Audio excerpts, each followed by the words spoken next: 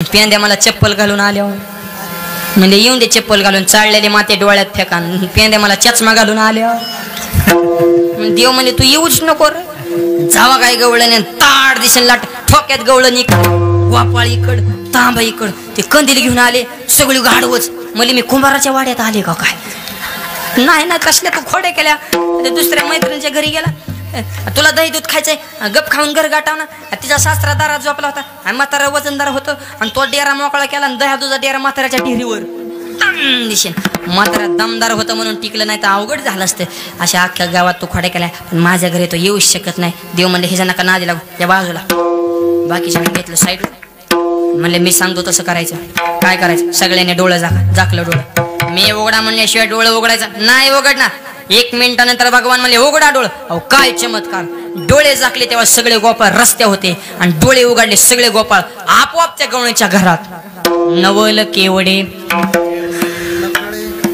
न कळे कानोबाचे कोडे कोड उलगडणार सगळे गोपाळात गेले साहित्य काढलं खडा काढला डेराला हाणला डुबडुब वाजला काठी काढली ठोका टाकला खाली सांडलं पोटभर खाल्लं कटाळा येऊस तर खात होती तवर गवळण दारातच पुढं तोंड करून गवळण म्हणली पोरं मला भिलीच दारातून सुद्धा ये जा करी नाही ह्याला म्हणायचं शब्दातलं वजन पोरं भिलीच अगं माग बघ गर्दून खाल्लं या आणि मग गवळण म्हणले आता कृष्ण खोळ्या करीतच नसतो घरात माघारी फिरली तो दह्याचं दुधाचं सगळं पाठ वाहत्यात गवळण पळाली बघितलं कृष्ण मला पियांद्या पळय गवळ पियांद्या मला कुठून पळतो अरे खिडक्यातनं उड्या टाका अरे खिडक्या लावल्या अरे दरवाजातून पळा अरे दरवाजा बी लावला म्हणजे आता काय करायचं तवर तर वाकड्या खातच देव मला वसरा तुला कोण मिळलं होतं का नव्हतं अरे म्हणजे चल आपली चोरी उघड अरे म्हणजे जायचं कसं म्हणजे सगळ्यांनी डोळं झाकलं पण पियांद्या म्हणला आल्या का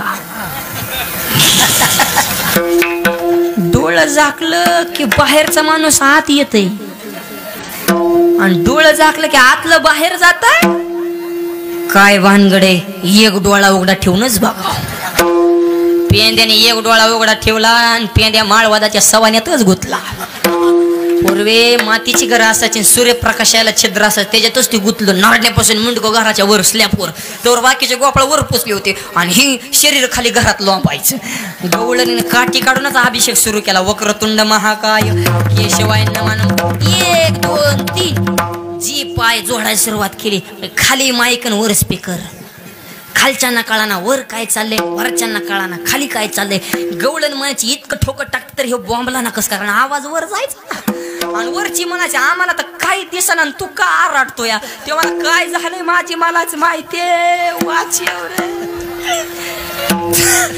देव म्हणे तुला आगावपणा कराय कोणी नाही रे बाबा चुकला माणूस चुकीचा पुतळा मग जाग डोळ पेंड्या बाहेर निघलो मग गवळीनं काळ नंदाचं कार्ट लय बाय चोरतो तू कार पोरं गोळा करतं गावात येतं घरात येतं खोड्या करतं दही दूध खातं गवळण्या रागाला ही गवळण बाकीचे 11-12 गवळणी पदर कोसळण मोराच्या काळाने यशोदेच्या दारात यशोदे तुझ्या पोराला काहीतरी सांग आमच्या घरात ती खोड्या करता यशोदा म्हणे गप्प बसायचं माझं पोरग बाळ सगुण गुणाचे तांडे बाळ सगुण गुणाचे तांडे बाळ सगुण गुणाचे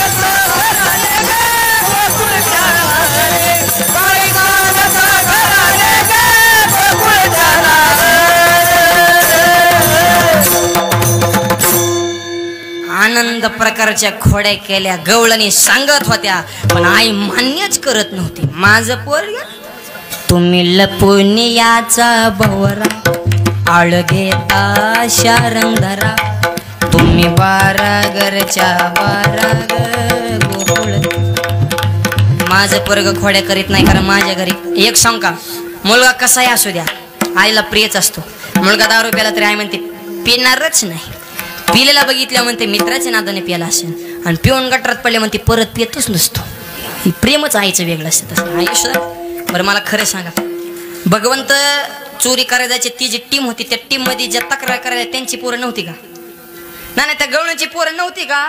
होतीच ना. त्यांची का दिसत नव्हती? स्वतःच बाळून दुसऱ्याचं काट. गवळणीला त्यांची दिसत नव्हती, हिजा मोहरक्या दिसायचा, आणि हिला हिज दिसत नव्हतं, त्यांची दिसायची. कसंच मिटाना. शेवटी यशोदा म्हणे खबरदार, जर परत दारात आला तर नंदबाबा मालक, गावचे मालक आहेत, आणि माझ्या पोरावा आळी घेता. माल मुद्दा पुरावा जर असेल तरच परत दरवाजात पाऊल ठेवायचं, नाही तर परत इकडे यायचंच नाही. यशोदा ज्यावेळेस धमकी द्यायची त्यावेळेस गवळणी हसायच्या. आणि एक सांग का, गवळणी तक्रार सांगाय घरी काय यायच्या, या निमित्तानं तरी मला कृष्णाचं दर्शन होतंय. हा त्याच्यातला खरा कृष्ण चरित्र भावार्थी. ज्या राग राग यायच्या त्या जाताने हसत जायच्या, कारण जे आता तक्रार करायला येत होत्या त्याच गवळणीने हाच कृष्ण जन्माला आल्याच्या नंतर तुकोबाराय म्हणतात, गुडिया तोरणे करते कथा गाते गाणे. गुड्या उभारल्या, तोरणं बांधली, सडा टाकला, समर्जन करून अख्ख्या गावात जल्लोष. आणि आता त्या तक्रार करायला कृष्णाचं दर्शन घेण्यासाठी येत होत्या. विठ्ठल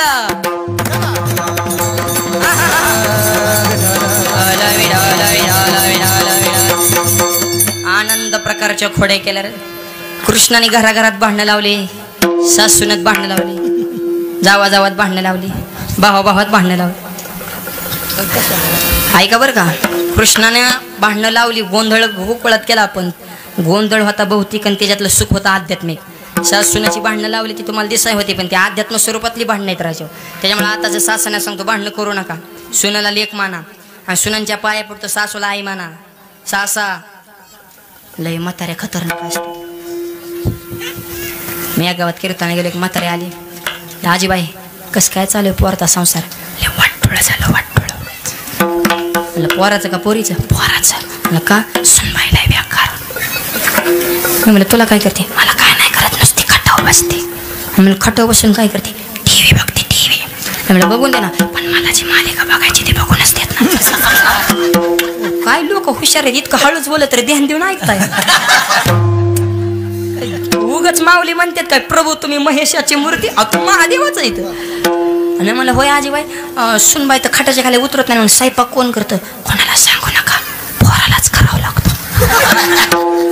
मी म्हणलं आजीबाई झाले पोराचं वाटोळं, सुनबाई खटाच्या खाली उतरत द्या सोडून. आली आबा कशी असं साजरं. लेकीचं कसं काय, जावई कसं काय? जावाचं नाव काढले म्हातारे पिटूनच उठले. माझा जावाय नाव कशाला खाता? सोनं सोनं. माझ्या पुरला इतका जीव लावता की तिला खटाच्या खाली उतरूनच देत नाही. अगं मग इकडं तरी काय तीच चाललंय ना, मग तिकडं पळत आणि इकडं जळते. सासा हो हा पटत का मनाला? पटत? तुमच्या तुम्हीच बुद्धीने विचार करा का आम्ही सांगायच्या गोष्टीत का? सुनाला लेक माना, सुनाना सांगतो, सुना जरा कान खोल के सुना. सासूलाच आई माना. जर तुम्ही तुमच्या सासूला आई मानणार तर तुमच्या जीवनात आनंद येणार, आणि जर तुम्ही तुमच्या सासूला त्रास देणार तुमच्या माहेरात तुमची भावजे तुमच्या आईचा काटाच काढणार. देव सोप आहे का काय? देवाने दोन चाकं टाकले, एक तिकडं आणि एक इकडं, समान चाललं पाहिजे बा. आणि एक सांगतो सुनांनो, फक्त सासूला आई म्हणा आजपासून. बघा सासू किती तुमचे प्रेम करते. तुम्हाला स्वयंपाक करायची सुद्धा गरज नाही, म्हातारी स्वयंपाक करणार, पण तुम्हाला येतो ना करायला. कारण आता पुरीला स्वयंपाकच येत नाही नवीन सुनांना, कारण आई मारण्याचा लाड. एक सांग का, पाया पडतो सगळ्या महिलांच्या, मुलीला स्वयंपाक शिकवा. तुमची लय अपेक्षा ना मला कलेक्टर जावाय पाहिजे, जावाय मिळन पण उपाशी मरण. येतच नाही स्वयंपाक म्हण. का पुरी झाले लग्न, सासू म्हणले सुनबाई करा पुरणपोळ्या. हे म्हणले आयो चपात्यात जपत आणि पोळ्या कशा करायच्या? त्यांनी मम्मीला फोन केला, मॉम. मॉम म्हणली काय काम? ही म्हणली मला आलाय घाम, कारण सासू म्हणजे अनुभव. पितरपाटामध्ये पोळ्या करतात ना, जुनी माणसं जी आपली एक्सपायर झाले ती कावळा बनवून निवेद खायला येतात, अशी माणसाची श्रद्धा असते. आणि सासू म्हणली तुमचे सासरे बाई एक्सपायर झालेत, ते आता कावळा बनवून येते निवेद खायला, करा पोळ्या. हिने आईला फोन केला, आईने सांगितलं डाळ गोळ तेल मीठ. आई सांगा आणि पोरगी लिस्ट गोळा कराय. पोरीने लिस्ट गोळा केली, पुरीचा मोबाईल झाला स्विच ऑफ. तिला मिळच लागा ना, कणकीत पुराण का पुराणात का नाही विडलं विडलं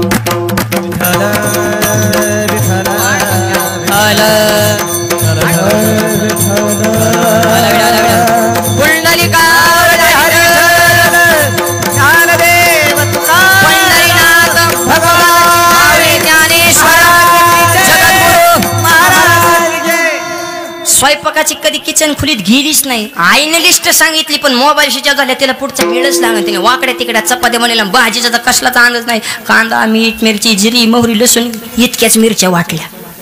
तेवढीच मिरी तेवढीच मोहरी. अगं मरण ना खाणारा एवढ्या मिरच्या टाकलेल्या बघितल्या की कावळा बिचारा उडून गेला. ते मला निवेदन गण पोळ्या न ग मला जाळ झाला. इथं आग होऊन मरण मला एवढ्या मिरच्या टाकल्या. स्वयंपाकाची येत नाही. स्वयंपाक तयार झाला. सासू किचन खुलीत आले. सासूने भाजीचा कलर बघितला. म्हातारी मला भुकच नाही. माझा सोमवार श्रावण महिन्यातला तुला खायचंच नव्हतं सांगून टाकलं. पण नवरा उड्या छानाला बायकोनं भाजी केली. बायकोनं भाजी केली. म्हातारी मला बस गेलाय माझी कळण कसली केली. पहिला घास खाला कानातनच दूर निघाला खर्र आणि त्याच्या डोळ्यातनं गळा गळा गळा गळा पान. त्याची बायको जवळ मला होय व भाजीत काही कमी जास्त नाही ना झालं. मला नाही नाही नाही भाजी जगातच एक नंबर. मला डोळ्यात कसं काय पाणी आलं. ते म्हणजे आनंदाश्रूत आनंदाश्रू इतकी सुंदर झाली भाजी. मग देऊ का अजून थोडी. नको आता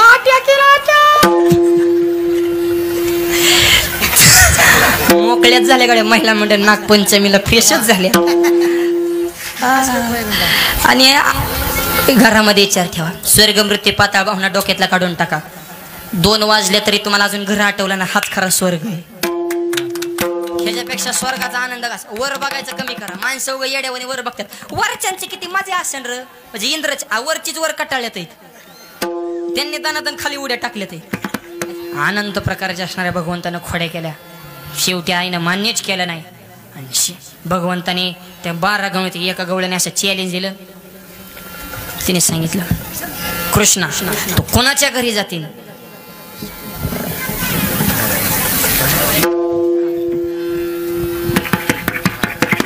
तू कोणाच्या घरी जातील पण माझ्या घरी येऊच शकत नाही. भगवंताने सांगितलं हिच्याच घरात ढाका टाका जा. तिच्या घरामध्ये गेल्याच नंतर दहीदूत खाल्लं. आणि दहीदूत खाऊन महागारी निघाल्यानंतर त्या गवळ्याने कृष्णाला पकडलं. कृष्णाला पकडल्यानंतर म्हणले चल आईकडलंही सांगत होती माल पाहिजे मुद्दा पाहिजे पुरावा पाहिजे. हाताला धरणं वडी चाल. निम्या वाट्यात भगवान गेले. म्हणले गवळण नेऊ मला आईकडे नेऊ नको असं मी म्हणतच नाही. मला तो नीच पण मगाच्या धरून माझा डावा हात तो दाबून धरलाय. काय लेकराची दया माया येते का नाही. माझा डावा हात सोडून उजवा धर. गवळणीने दया आली. तिने डावा सोडला उजवा. पण देव इतकं हुशार आहे. देवाने उजवा हात स्वतःच्या द्यायचा तिच्या नवऱ्याचाच गुंतवून दिला. तू म्हणता तिचा मालक कोणी आणला. ती गोपाळ त्याच्यासाठीच असतात कार्यकर्ते. त्यांनी धरून आणला दिला हात गुंतवून. आणि मालकाच्याच हाताला धरून म्हणायचे कृष्णाला पकडले. कृष्णाला लोक म्हणले काय झालंय व. तवर तर कृष्ण घरी ना आईला सांगितलं आई सावधरा सोंग येणारी. आधीच माणसं तयार. आणि मग इकडून हे आले यशोदेच्या कडेवर भगवान श्रीकृष्णाने यशोदा बाहेर आले. भगवंताला कडे पाहितल्याच्या नंतर यशोदा म्हणली माझा कृष्ण कडवर. आणि ती मालकी म्हणली मग माझ्या हातातलं कोण आहे. तिने मागचं पुढे ओढलं तर तिचा मालक. ती म्हणली तुम्ही कावा. तो मला हात बदलला तवा. नवल केवडे केवडे न कळे कानोबाचे कोडे. इतक्या खोड्या केल्या. शेवटी आई म्हणले तुला आता शाळेत घालते. पूर्वीची शाळा गाई राखणं. चला वळू गाई बैसो जेव एक बहु केली वनवन पाय पेटी झाला शिनन. रानात गेल्या खेळ सुरू केला. हा बघा दो बघा ते बघा बोरा त्रिगुण खेळ मांडू. हा बघा दो बघा ते बघा बोरा त्रिगुण खेळ मांडू. खेळ विटी दांडू बोरा खेळ विटी दांडू. खेळ विटी दांडू बोरा खेळ विटी दांडू. बघा ते बघा बोरा त्रिगुण खेळ मांडू. बघा ते बघा बोरा त्रिगुण खेळ मांडू. खेळ विटी दांडू बोरा खेळ विटी दांडू. अनेक प्रकारचे खेळ केल्यानंतर एक म्हणला खांदेवार पोटी भूक काय खेळायाचे सुख. मला खडकी सोडेल्या मोठा आजीचा दैकाला घोमटा. आणि सगळे गोपाळ खेळून थकल्यानंतर एक जमाला भूक लागली. प्रत्येकाला घरी पाठवलं. शेदोऱ्या आणल्या एकत्र केल्या. आणि वैकुंठामध्ये देवादिकांना दुर्लभ असणारा काला भगवंतानं यमुना नदीच्या तीरावर केला. काला फक्त दोघांच्या संगतीत. एक देवाच्या संगतीत दुसरा संतांच्या संगतीत. तुका म्हणे काला वैकुंठी दुर्लभ विशेष हा लाभ संत संगीत. आणि आजचा काला हा संतांच्या संगतीतला काला आहे. आणि भगवंताच्या संगतीतला काला गोकुळामध्ये अगदी संपन्न झाला. विचार करण्यास जगाला वेडा करणारा भगवंतानी सगळ्या गोकुळाला स्वतःच्या छंदानं मोहून टाकला. अभंगाच्या शेवटच्या चरणात